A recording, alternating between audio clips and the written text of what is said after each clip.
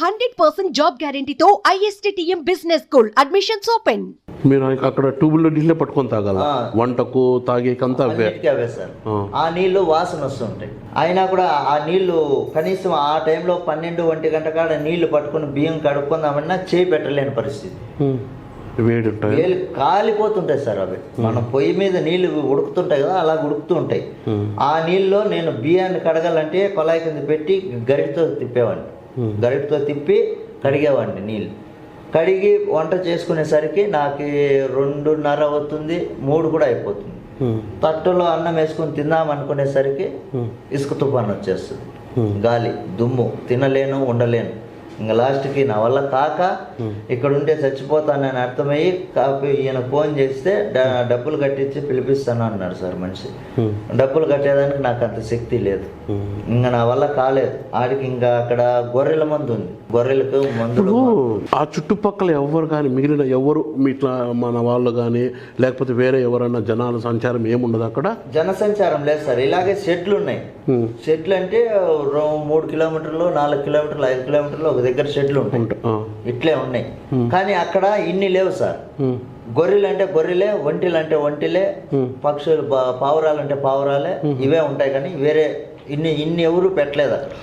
అయితే ఇప్పుడు మీకు ఏజెంట్ వచ్చి అక్కడ గొర్రెలే ఉంటాయి అని చెప్పాడు. అంతే. కానీ అక్కడికి పోతే గొర్రెలు, పక్షులు, కోళ్ళు, గొర్రెలు, కుక్కలు, పిల్లులు, ఈ పక్షులు, నాటుకోళ్ళు, ఈ తొణంకోళ్ళు, హంసలు, ఇవి రకరకాలు. అవి కాక మళ్ళీ దానికి చెట్లు. కరెంట్ అన్నా ఉంటుందా మీకు నైట్ పూట? లేదు సార్, కరెంట్ లేదు. జనరేటర్ 8 దాకా స్టార్ట్ చేసి వాళ్ళు వస్తే నైట్ శుక్రవారం వచ్చిందంటే తెల్లవారుతలో నిద్ర ఉండదు సార్ నాకు. ఇంకా వాళ్ళకి డిన్నర్ చేసుకుంటారు వాళ్ళు. ఒక పెళ్లి చేయొచ్చు సార్, అన్ని బోకులు తీస్తారు వాళ్ళు.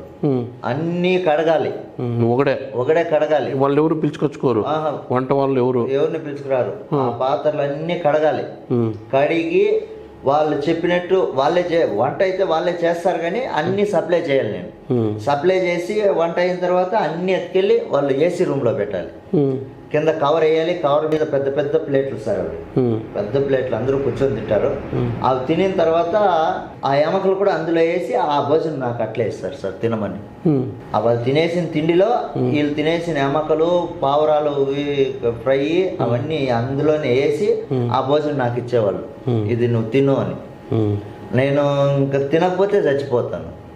ఎలాగోలాగా ఎంగిలన్నమే కొద్దిగా తీసుకొని తినేసి ఆ మిగిలిన ఎమకలు కానీ తీసుకెళ్లి కుక్కలకు వేసేవాను సార్. అవన్నీ కడిగేసరికి వీళ్ళు వెళ్ళేసరికి మళ్ళీ అవన్నీ అయిపోయి కడుగుతుంటే పిలుస్తారు. పిలిచి చాయ్ కవ్వ పెట్టుకురా అంటారు, టీ కానీ పెట్టుకురమ్మంటారు. అవన్నీ పెట్టుకొచ్చిన తర్వాత వాటర్ బాటిల్ ఎత్తుకురా అంటారు. వాటర్ బాటిల్ ఎత్తుకొచ్చిస్తే మళ్ళీ వెళ్ళి మళ్ళీ చాయ్ కవ్వ పెట్టుకురా అంటారు. తాగుతూనే ఉంటారు. సెకండ్కి అయిపోతుంటుంది సార్ ఆ చాయ్ కవ్వ. ఇంత పెద్ద కనీసం అంటే వాళ్ళు తాగేసరికి ఒక 10 లీటర్లు చాయ్ కవ్వ తాగేస్తారు. 15 మంది 20 మంది వస్తారు డిన్నర్. వాళ్ళు ఇంకా మీటింగ్ పెట్టుకుంటారు సార్. నైట్ అంతా మీటింగ్ పెట్టుకుంటారు. 9-10 దాకా మీటింగ్ పెట్టుకుంటారు. 9-10కి భోజనాలు, 11-12కి భోజనాలు చేసేసారంటే తెల్లవారుజామున ఇంకా 4:30 అవుతుంది, 5 అవుతుంది వాళ్ళు వెళ్ళేసరికి. ఇంకా ఒకవేళ నేను ఇంకా అలసిపోయి ఇంకా పాత్రలు కడిగేసి వాళ్ళు అక్కడ మీటింగ్ చేస్తుంటే 2 కడగడం, వాళ్ళు పిలిచినప్పుడు పరిగెత్తడం, కడగడం, పరిగెత్తడం ఇలా చేస్తుంటాను. ఆ టైంలో నేను ఇంకా కొద్దిసేపు అలసిపోయి అక్కడ పడుకుంటే అప్పుడు మళ్ళీ పిలుస్తారు. లేదు ఫోన్ అనే చేస్తారు వెంటనే, ఇక్కడికి రా దివానా అక్కడికి రా అని అంటారు. అక్కడికి వెళ్ళేసరికి మళ్ళీ ఏదో ఒక పని చెప్తారు. ఇంకా నైట్ నిద్ర ఉండదు. తెల్లవారంగానే ఇంక వాళ్ళు వెళ్ళిపోతారు. ఇంకా తెల్లవారు నాకు నైట్ నిద్ర ఉండదు.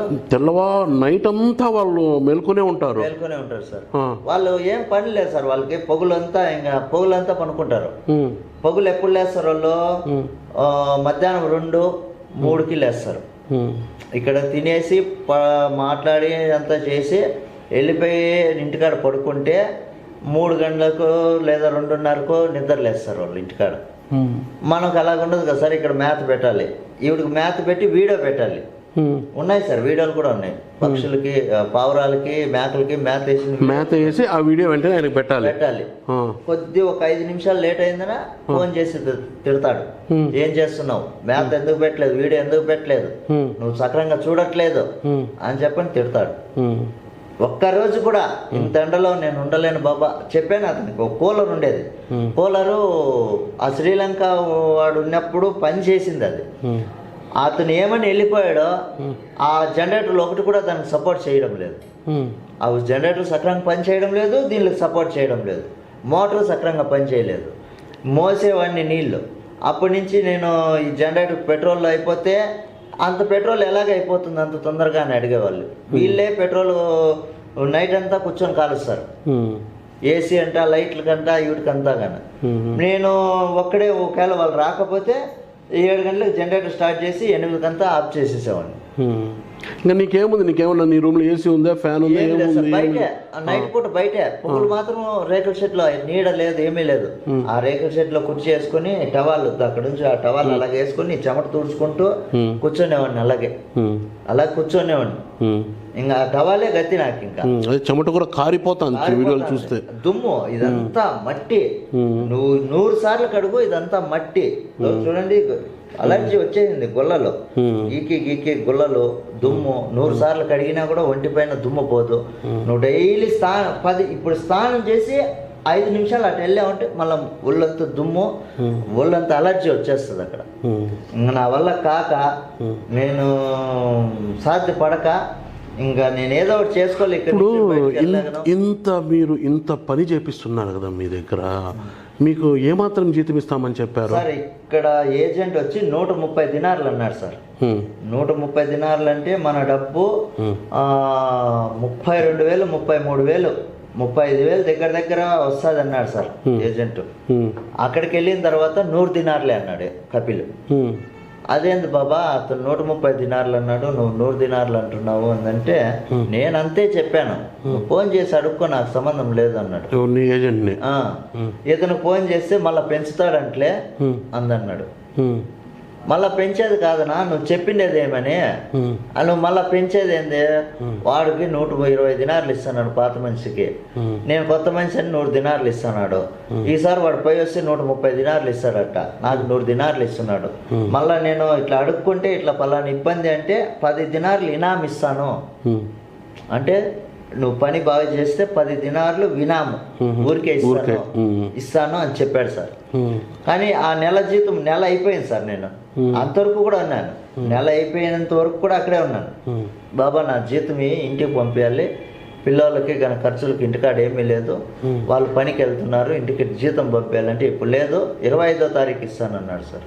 ఇప్పుడు ఈ నెల 25.